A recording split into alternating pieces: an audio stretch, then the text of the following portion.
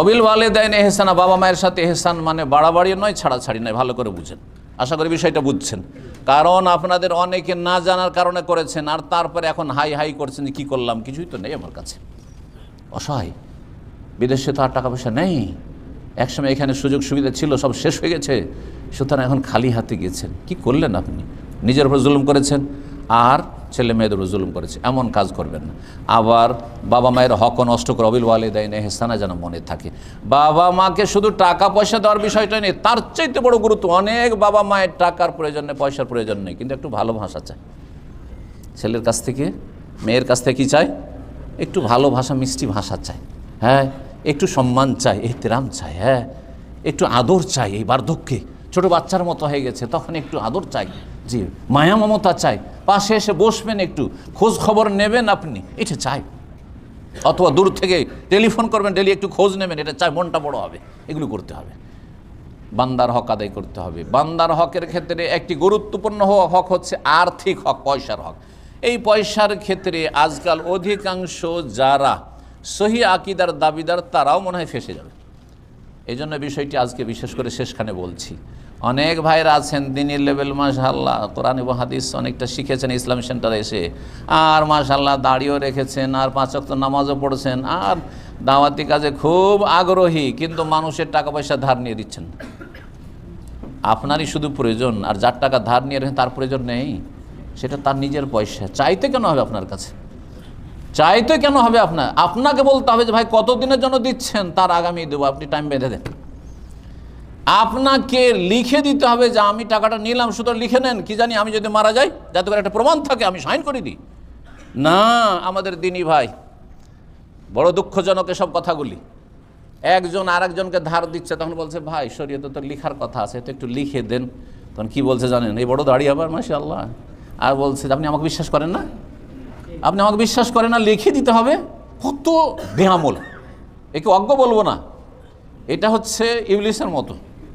ইবলিস কিন্তু অশিক্ষিত নয়। ইবলিস শয়তান অশিক্ষিত হলে ফেরেশতার সাথে জায়গা পেত না। কথা বোঝা গেছে? ইবলিস শয়তান খুব জানাশোনা মানুষ, শিক্ষিত, শিক্ষিত জিন, কিন্তু সেই শিক্ষা তার কাজে আসেনি, সেই জন্য তার নাম ইবলিস। তার নাম ইবলিস। ইবলিসই চরিত্র যাতে করে না থাকে। আমল করবেন আপনি, নিজে থেকে বলবেন যে ভাই কতদিনের জন্য আমাকে সময় দিচ্ছেন আপনি।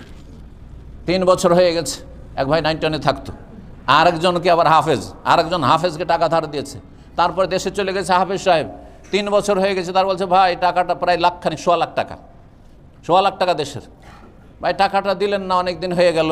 এই হাফেজ সাহেব কি উত্তর দিয়েছে জানেন? দুটো কিন্তু আমার ছাত্র আবার ইসলামিক সেন্টারে। এই জন্য ইসলামিক সেন্টার আসলেই ভালো মানুষ হয়ে যায় এটা ভাববেন না আপনি, হ্যাঁ, লেভেল দেখে ধোকা খাবেন না আপনি। বারবার সতর্ক করছি যে এই আমানতের ক্ষেত্রে খুব বেশি খেয়ানত আজকে। তখন বলছে আপনি তো কোনোদিন চাননি, 3 বছর হয়ে গেছে, বলছে আপনি তো কোনোদিন বলেননি যে দিতে হবে, তো দান করেছে তোমাকে, 1.25 লাখ টাকা দান করেছে তোমাকে। আশ্চর্য কথা না? আল্লাহর হকের সাথে যদি মানুষের হক ঠিকভাবে আদায় না করেন, টাকা পয়সা নিয়ে বেঈমানি। আর বেঈমানির কথা তো বলতে হবে না। আমাদের এক ভাই ছিলেন এখানে ক্ষুদিরাই মেকানিক, তার কাছে আরেকজন ভাই একটু বিদেশে যাব, টাকার প্রয়োজন, তো কিছু টাকা লাগবে। কত টাকা? যত পারেন 10,000 15,000 যা পারেন, 8,000 রিয়াল দিয়েছে। 8,000 রিয়াল। সে নিয়মিত ওই ভাই আসতো, যে ভাই মানে টাকাটা ধার দিচ্ছে। 8,000 রিয়াল নেওয়ার পরে উধাও ইটালি চলে গেছে, ইটালি, বুঝতে পেরেছেন? জি। আরেকজন আমাদের ইসলাম সেন্টারের দায়ী, উর্দু দায়ী যে কাশ্মীরি আছে, তার কাছ থেকে কয়েক হাজার টাকা নিয়েছে। এই সেন্ট্রাল হসপিটালের ডাক্তারের বেতন 10,000 15,000 রিয়াল, আর এই সেন্টারের দায়ী গরিবের বেতন হচ্ছে 2-2.5 রিয়াল, হয়তো সেই কালে, আজকের থেকে 15 বছর আগের কথা, 20 বছর আগের কথা বলছি। আমার কলিগ, সে তার কাছ থেকে 5,000 রিয়াল ধার নিয়েছে, আর ধার নেওয়ার পরে চলে গেছে আমেরিকার জান্নাতে। আমেরিকার জান্নাতে পৌঁছে গেছে একজন আলেমের টাকা বেঈমানি করে। আশ্চর্য হয়ে যাবেন। আর আমার পাশে বসে আছে, এর টাকা পয়সা নিয়ে গেছে, এটা তো বলতে হবে না, ও বলতে পারবে। হ্যাঁ, 5,000 না, এই যে দেখলেন, বানিয়ে বলি না আমি। এগুলো হচ্ছে মুসলিমদের চরিত্র, এক শ্রেণীর মুসলিম, এক শ্রেণীর সহিহ আকীদার দাবিদারদের চরিত্র। এর কাছ থেকে যখন 5,000 রিয়াল নেয়, তখন বলছে যে হুজুর আপনার টাকা নিয়ে কি আমি, হ্যাঁ কি বলেছিল কথাটি, আপনার টাকা নিয়ে কি আমি মানে অস্বীকার করব? না না না, আপনার টাকা নিয়ে আমি যদি বেঈমানি করি তো দুনিয়াতে আমি জাহান্নামী। হ্যাঁ, আপনার টাকা যদি বেঈমানি করি তো দুনিয়াতে আমি জাহান্নামী। এখন পর্যন্ত দেয়নি। কত বছর হলো টাকাটা? কত? 6 বছর হয়ে গেল। 6 বছর হয়ে গেল। হাদ্দে সলা হারাজ ওয়াজ, এইগুলো হচ্ছে ওয়াজ। সংশোধন করতে হবে যাতে করে আল্লাহর সামনে যেই দিন আমি আপনি হাজির হব, একটা রিয়ালের দাবি কেউ না করতে পারে। আমি আমার সেন্টারে নিজে খুব ভালো মানুষ বলছি না, কিন্তু বলছি যে এরকম হওয়ার চেষ্টা করবেন আপনি। আমার সেন্টারে আমাকে 6 রিয়াল লাগবে একটা কাজে, ওই ছেলেটাকে পাঠাবো, মসজিদের খাদেমকে পাঠাবো, সে আয়রন করতে, তো 6 রিয়াল লাগবে আমাকে। 5 রিয়াল আছে, একটা কাজ গেলে পাওয়া যায় না যেখানে সেখানে, তাই না? তো আমি তো ওই লাইব্রেরিতে গিয়ে যে ইয়ামানি আছে ওকে বললাম যে ভাই 1টা রিয়াল তুমি দাও, আর তুমি কিন্তু মনে করিয়ে দিবে, এখানে 1 রিয়াল আমি ভুলে যেতে পারি, তো মনে করিয়ে দিবে। বলছি ঠিক আছে, জাকাল্লা খাই মনে করিয়ে দেবো, কারণ এটা সেন্টারের আমানত, আমি তো এখানে সেলসম্যান। 1টা রিয়াল তার কাছ থেকে নিয়ে 6 রিয়াল আমার কাজে দেবো, এইভাবে রেখেছি। আর তারপরে প্রতিদিন শুধু মনে পড়ে যে টাকাটা তো 1 রিয়াল দিনই করতে করতে প্রায় 10-15 দিন হয়েছে। তখন নিজে থেকে ও বলে না, ওই 1 রিয়াল তো আর বলে না ওকে, অথচ বলেছি তুমি বলবে 2-3 দিনের মধ্যে আমাকে বলবে যে 1 রিয়াল আছে, কিন্তু বলে না।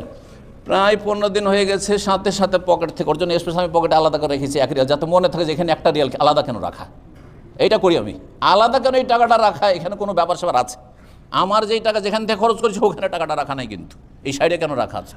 আমি বললাম যে তোমার 1 রিয়াল 4-5 দিন আগে তাকে দিয়েছি, যাতে করে হাসর মাঠে কেউ না বলতে পারে যে আমি অমুকের কাছে 1 রিয়াল পাবো। জি, না হলে আমি ফেঁসে যাব। আর সেখানে আমি সবচাইতে বেশি সর্বহারা নিঃস্ব হয়ে যাব। সহিহ মুসলিমের হাদিস দিয়ে শেষ করছি। নবী সাল্লাল্লাহু আলাইহি ওয়াসাল্লাম বলছেন, আতাদরুনা মানিল মুফলিস, তোমরা কি জানো যে সর্বহারা কে? মুফলিস বুঝেন তো? সর্বহারা, নিঃস্ব, একবারে কিছুই নেই। মুফলিস মানে মাফি ফুলুস, সোজা একবারে তর্জমা। মুফলিস শব্দটি ফুলুস থেকে আছে। ফুলুস মানে কি? ফুলুস মানে তো বুঝছেন, কিছু বুঝেন না বুঝেন, নামাজের সূরা ফাতিহার তর্জমা বুঝেন না, কিন্তু ফুলুস বুঝেন। কেন? মজা, ফুলুস ছাড়া চলবে না আপনার। জি, এটা তিক্ত কথা, কিন্তু বাস্তব সত্য।